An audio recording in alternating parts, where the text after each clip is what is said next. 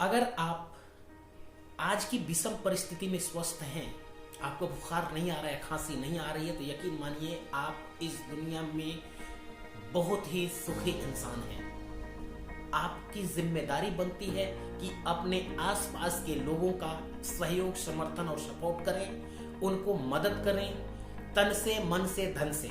अगर ये तीनों से आप नहीं कर पा रहे हैं तो अपने आसपास के लोगों को, अपने रिश्तेदारों को, अपने दोस्तों को एक फोन करें और उनको बताएं कि वो अकेले नहीं हैं। मैं और आप सभी लोग उनके साथ हैं। आज के समय में जिसका भी रिपोर्ट कोरोना पॉजिटिव आ जा रहा है, वो तुरंत ये समझ ले रहा है कि अब उसका इस जीवन से खात्मा है, अब वो इस धरती से चला जाएगा। उसको डर लगता है और ज्यादातर केस देखे गए हैं कि अकेलेपन से, बीमारी से तो लोग मर ही रहे हैं, बीमारी तो विकराल रूप लिए ही है, लेकिन बहुत ज्यादा लोग अकेलेपन से मर रहे हैं। तो हम लोग अगर किसी से मिल नहीं पा रहे हैं, कोरोना के प्रोटोकॉल को फॉलो कर रहे हैं, तो भी हमारी जिम्मेदारी बनती है कि फोन से हम अपने सभी लोगों से रोज दिन में सुबह शाम एक बार बात करें और वो बताएं, उनको साहस दें, उनको प्रोत्साहित करें, उनको हौसला दें, उनको उनके साथ हैं आप ऐसा यकीन दिलाएं। तब आप मानवता की एक बहुत बड़ी सेवा कर रहे होंगे। अब मैं आता हूं कि आप अगर अकेलेपन से परेशान हैं तो एकांत में चले जाइए। देखिए, अकेलापन और एकांत दोनों में बहुत ज्यादा अंतर है। जितने भी लोग आविष्कार करते हैं, जितने भी लोग महान हस्तियां होती हैं, चाहे वो रियाज कर रहा हो, संगीत में रुचि रखने वाला व्यक्ति, चाहे वो बड़े से बड़ा कलाकार हो, चाहे क्रिकेट प्रेमी हो, या कोई सा भी, आप देखेंगे कि एकांत में ही जाकर के उसने कोई ना कोई रिसर्च की है।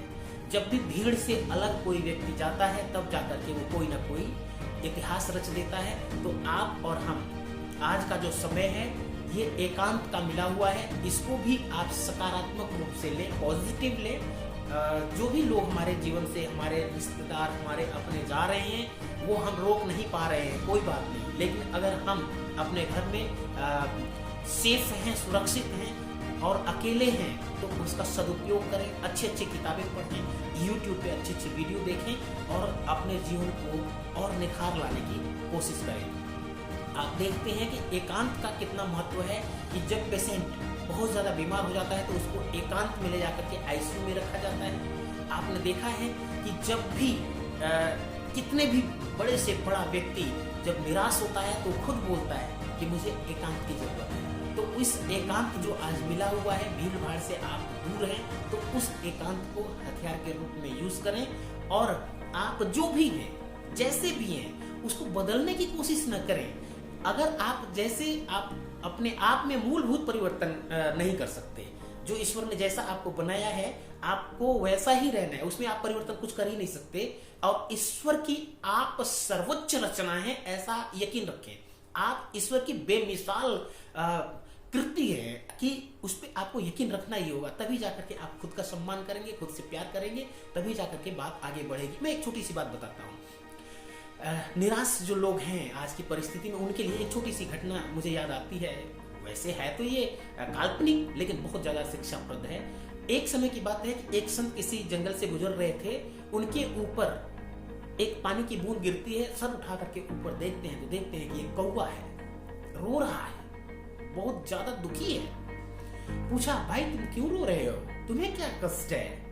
तो उसने कहा कि ये भी कोई जीवन है, मैं बहुत दुखी हूं, मेरे रंग को देखिए, कांव कांव करता हूं, हर कोई मुझे अपने मुंडेर से उड़ा देता है, मुझे कोई प्यार नहीं करता। जब मैं भीड़ में जाता हूं तो लोग मुझे जूठा खाना देते हैं, सिर्फ श्राद्ध में मेरे को पूछा जाता है, इसलिए मैं इस कौवापन से बहुत दुखी हो गया हूं। काश मुझे मौका मिलता और मैं कुछ और बन जाता। तो उन्होंने कहा, क्या बनना चाहते हो, मैं तुम्हें बना देता हूँ। तो उसने कहा कि हंस, अगर मुझे मौका मिलता तो मैं ये जीवन हंस का बनाना चाहता हूँ। तो उनका, अच्छा मैं बना दूंगा, लेकिन एक बार तुम हंस से जाकर के मिलो। वो हंस के पास भागा भागा जाता है, कहता है कि हंस भाई क्या लाजवाब जिंदगी है तुम्हारी, तुम तो बहुत ही सफेद श्वेत रंग, हो कितना बढ़िया कलर है आपका, आप पानी में जैसे मर्जी जिधर चाहते हो चले जाते हो, हर आदमी आता है आपकी फोटो खींचता है, आपका जीवन कितना बढ़िया है। उन्होंने क्या खाक जीवन है? हंस बोलता है कुएं से, अरे मेरा जीवन भी कोई जीवन है। अरे आप देखो, मृत्यु के बाद का रंग सफेद, इस पे कोई फोटो लोग खींचते हैं तो पता नहीं पानी दिखता है या मैं दिखता हूँ, भगवान जाने।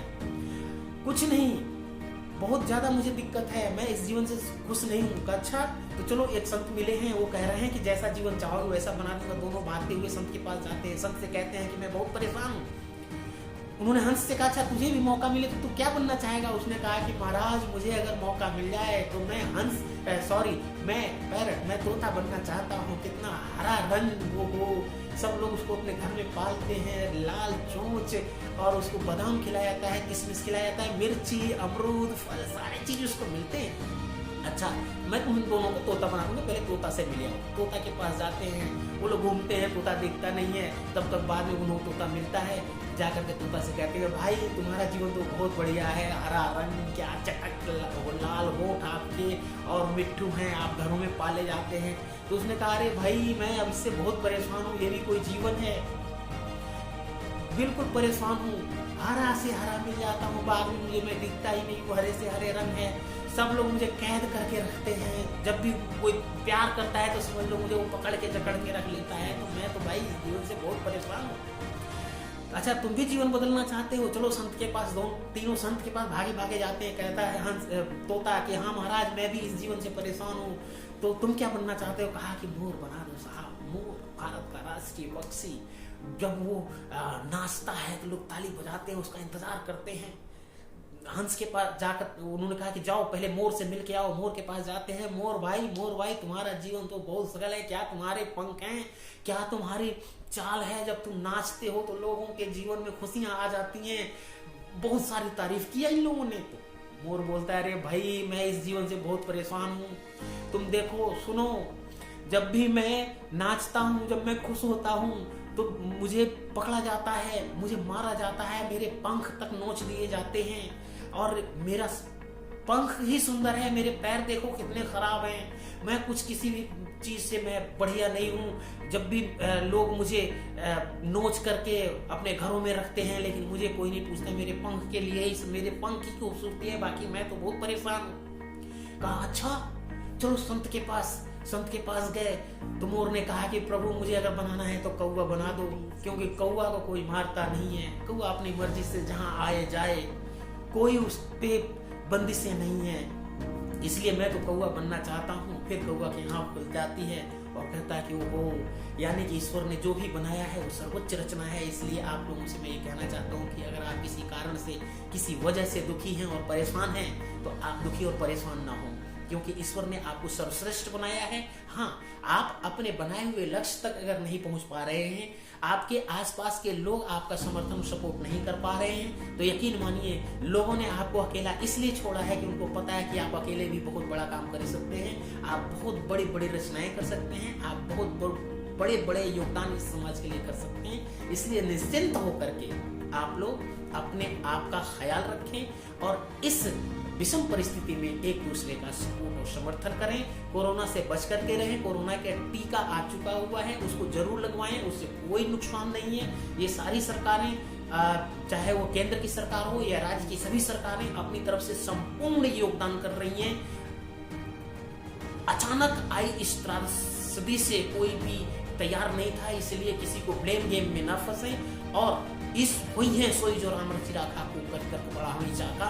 तो अगर इस मूल मंत्र को अगर आप रख के और आगे बढ़ते हैं तो निराशा से आप आगे बढ़ जाएंगे। और इस समय तक अगर आपने वीडियो देखा है और आपको पसंद आई है तो चैनल को सब्सक्राइब कर दीजिए, लाइक कर दीजिए, और अगर पसंद आया तो और कुछ चाहिए इस तरह की और वीडियो देता रहूंगा, क्योंकि मैं कोरोना से पीड़ित था, इसलिए मैं बहुत दूर था। अब मैं लगातार आपके बीच में आता रहूंगा। नमस्कार।